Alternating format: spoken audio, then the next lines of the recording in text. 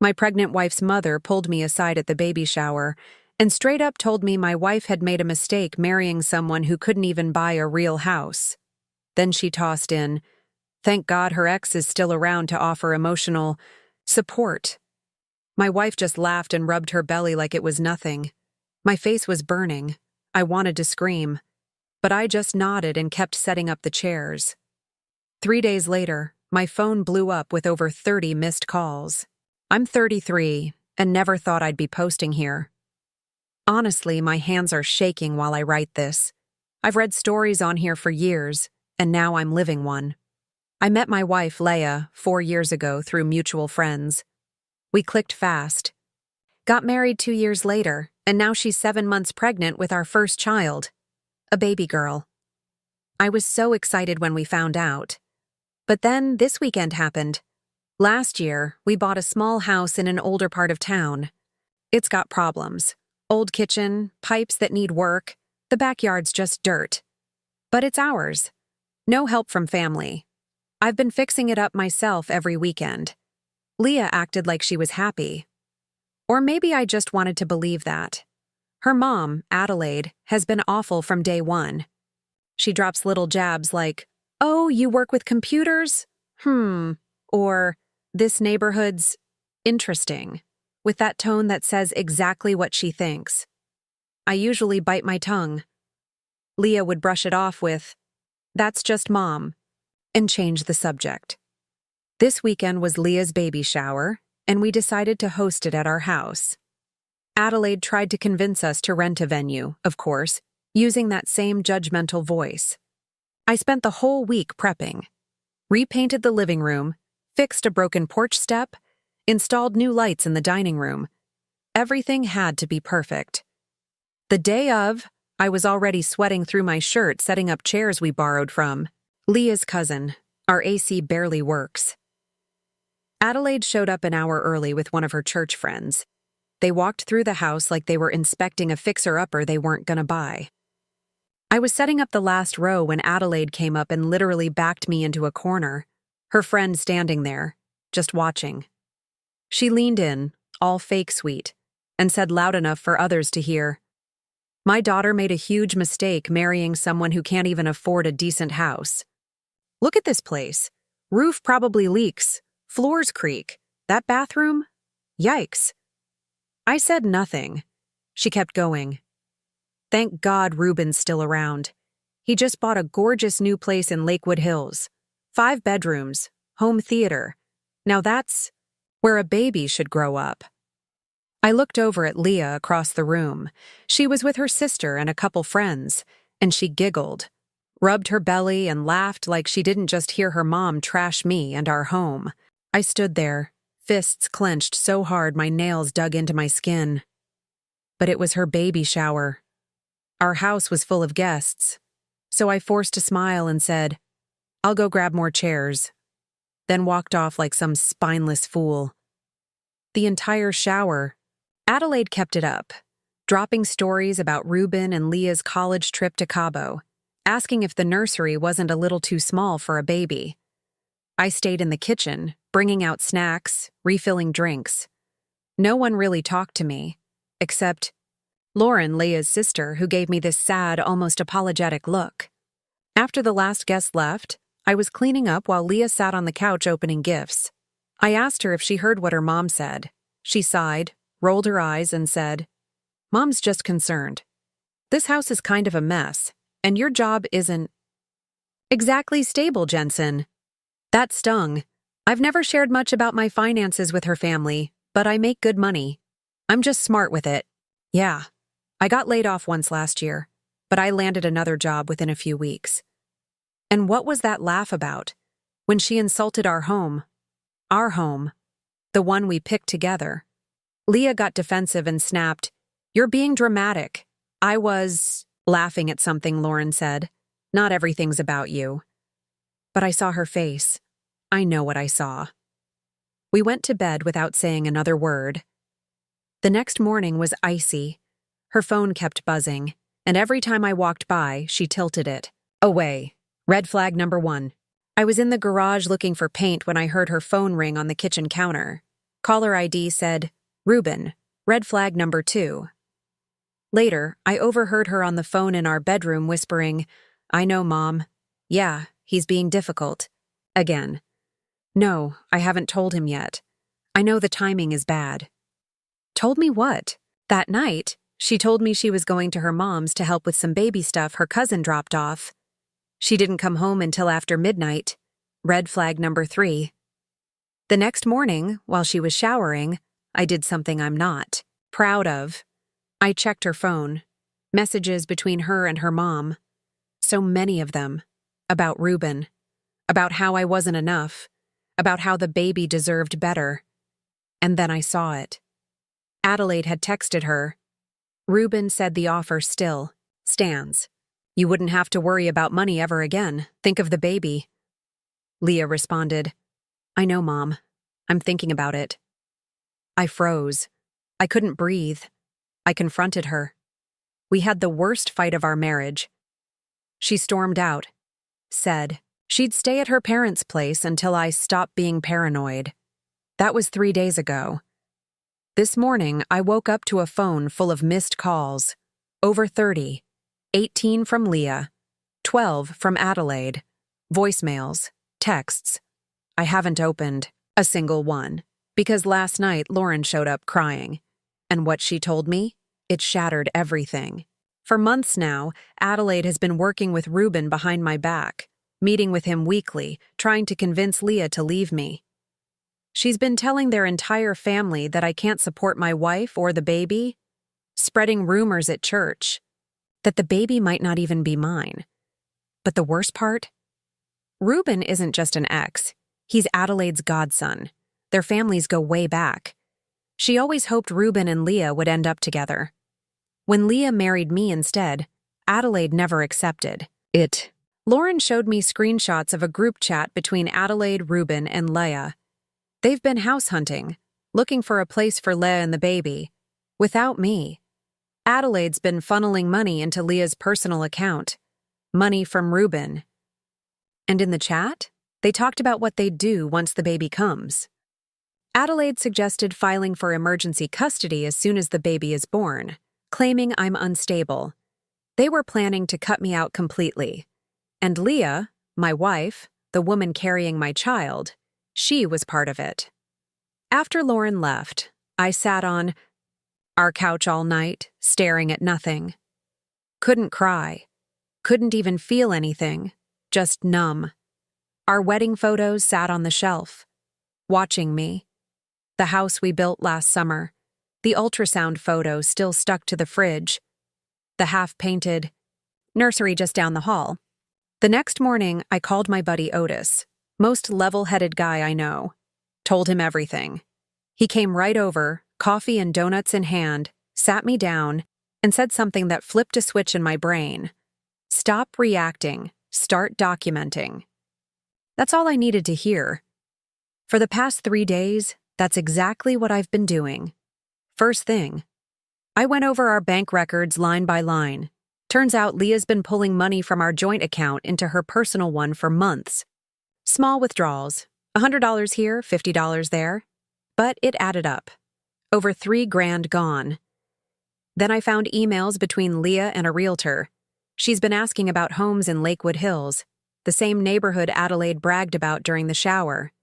In one email, Leah asked about school zones, said, I just want to make sure my daughter gets the best start in life, not like what my husband had. That hit like a punch in the gut. I grew up in a trailer park. I worked my ass off to build a stable life. She knew how much pride I had in buying this house. Yesterday, I got a text from a number I didn't recognize. It was Reuben. Man, too. Man? You should know Leah hasn't been happy in a while. Don't make this harder than it needs to be. I didn't reply. Just saved it to my folder. Then this morning, something weird happened. Mrs. Chen, our 80-year-old neighbor, knocked on the door with a casserole dish in her hands. She looked me straight in the eye and said, For you. Adelaide's been saying at Bridge Club that your wife left because you were abusive. I don't believe her. My late husband had your eyes.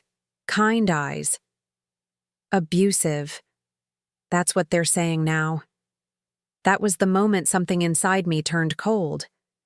The grief froze into something harder. I picked up the phone and called Lauren.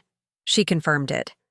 Adelaide's been spinning stories all over town, telling people Leah left for her safety, saying I was dangerous, that she feared for the baby.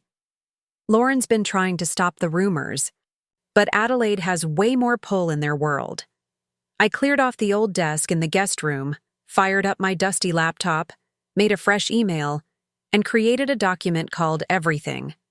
I spent the next 6 hours collecting every piece of evidence. I could screenshots, bank records, texts, emails.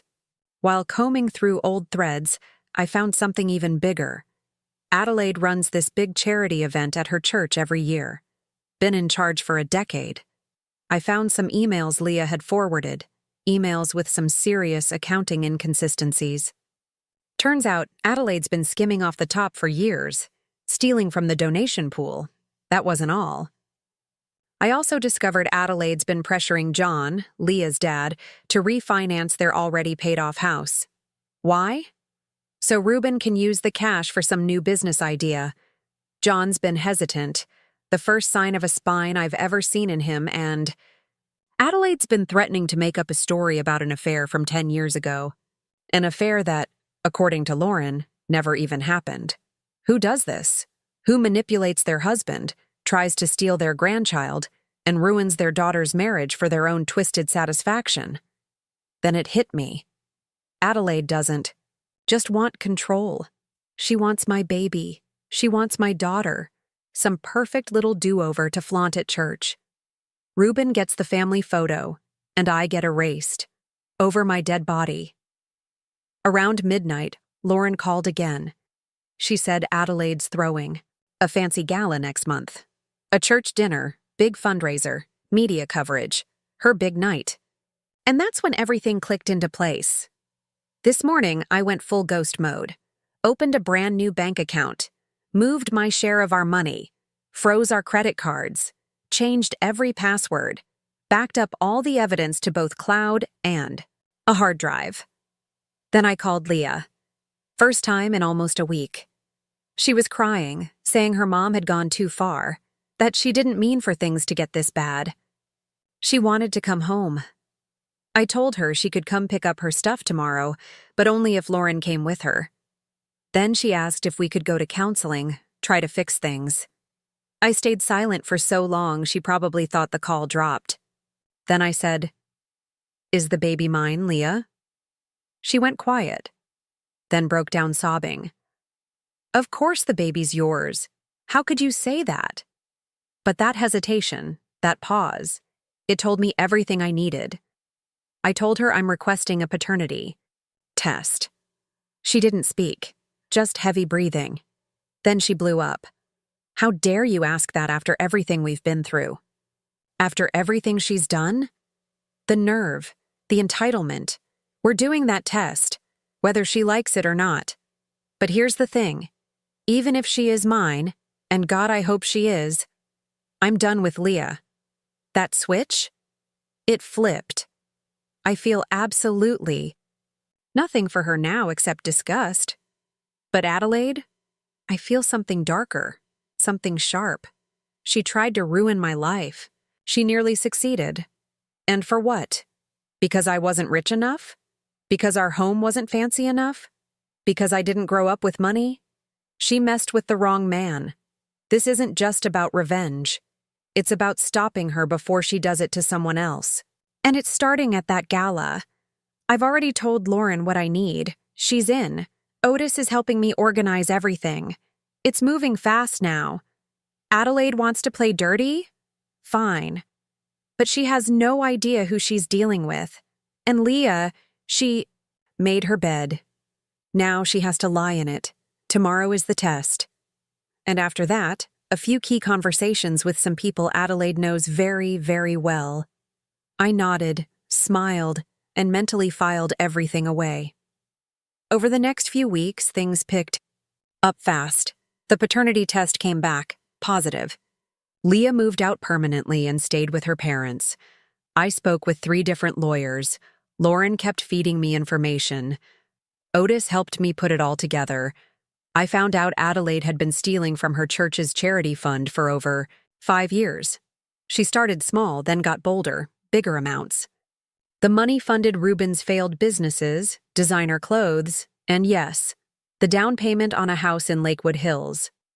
A house she was buying for Leah and the baby. Meanwhile, she was still out there telling people I was abusive, mentally unstable, possibly not even the father. The rumors tore through their social group like wildfire. I lost friends, got side eyes at the grocery store. Someone keyed "abuser" into the side of my car, and I stayed quiet. Just watched, collected, waited. Then came the night of the gala. Lauren texted me that Adelaide was wearing a brand new dress she'd bought with church money. John looked like he wanted to disappear. Ruben was right beside Leah, smiling like he belonged there. The church was full of Adelaide's people, politicians, business owners, even the mayor. Right when dinner was served, I walked in. Adelaide turned. Her face froze, the color drained from her skin. That look alone made it all worth it. I walked straight to the pastor, handed him an envelope, and said calmly, "You'll want to read this before naming anything after her." Inside were bank statements proving Adelaide's years of theft, proof she used charity money for personal spending, screenshots of her threatening John with a fake affair, and full audio clips of her plotting to take my daughter from me. I didn't stay for the aftermath. Didn't need to. I was already walking to my car when I heard voices rising inside. Hers was the loudest, high-pitched and cracking with panic. The next morning, my phone blew up. Leah texted, "What did you do?" Lauren sent, "Holy shit, it's happening." Random numbers started reaching out, church members wanting more info. By afternoon, Adelaide's Facebook vanished. The church held an emergency board meeting. Leah stopped answering calls from anyone, even Ruben. 2 days later, Lauren called me crying. Turns out, the church found more than I did. Over $70K missing. Adelaide was ordered to pay it back. She got booted from all church committees. Police were considering pressing charges. But the social fallout? Brutal. Her oldest friends cut her off. Bridge Club banned her. Country Club denied her application. John finally left and moved in with his brother. Ruben, the second things got messy, he vanished. Blocked Adelaide and Leah on everything. Turns out he'd lied about his finances too. His business was failing. He'd been banking on Adelaide's stolen money to save it. A week later, Leah showed up at my door, 8 months pregnant. Mascara streaked down her face. She begged to come back, said she'd made a huge mistake, that she still loved me, that she wanted our family whole again. I looked at her. This woman who used to be my wife and felt nothing, no love, no hate, just a hollow ache. I told her she could stay until after the baby was born. For the baby's sake, guest room only. After that, we'd figure out how to co-parent. The next 6 weeks were painfully awkward. We acted like polite strangers. I put a lock on my bedroom door, set up security cameras, with her full knowledge. She spent most of her time silent, either crying or blankly watching TV. I focused on finishing the nursery. 3 weeks before her due date, Olivia came. I was there the whole time, cut the cord myself. The moment they placed her in my arms, something cracked open inside me. I cried for the first time in months. A second paternity test confirmed what I already knew. She's mine. Same eyes, same nose. My daughter. We've settled into a shaky co-parenting rhythm. Leah moved into a tiny apartment nearby. We trade off every 3 days. It's not perfect, but it's working. The divorce will be finalized next month. As for Adelaide, she and John are officially separated. She had to sell her house to pay, back the stolen money, and cover her legal costs. Now she's renting a small 1-bedroom on the other side of town. Her social status? Gone. Her friends? Ghosted. The charity named the new building after someone else entirely. She's texted me 27 times, left a bunch of voicemails sobbing, saying she just wants to meet Olivia, claims she's changed, says she's learned her lesson. The irony? The same woman who tried to erase me from my child's life now begs for scraps of attention. Last week, I was walking Olivia in her stroller when I bumped into Mrs. Chen again. She smiled, looked at the baby, and said, "She has your eyes. Kind eyes." Then she handed me another casserole and added, "Adelaide came asking about you two. I told her to leave good people alone." I haven't decided if Adelaide will ever meet Olivia. That's a bridge I'll cross when my daughter is older. Right now, I'm just focused on being the best dad I can be. Our home still isn't fancy. The kitchen needs upgrades. The yard's mostly dirt, though I've started planting a garden. But it's mine and Olivia's. No one can take that from us. And every night when I rock her to sleep in that nursery I painted by hand, I know one thing for sure. This right here. That's what a real home feels like.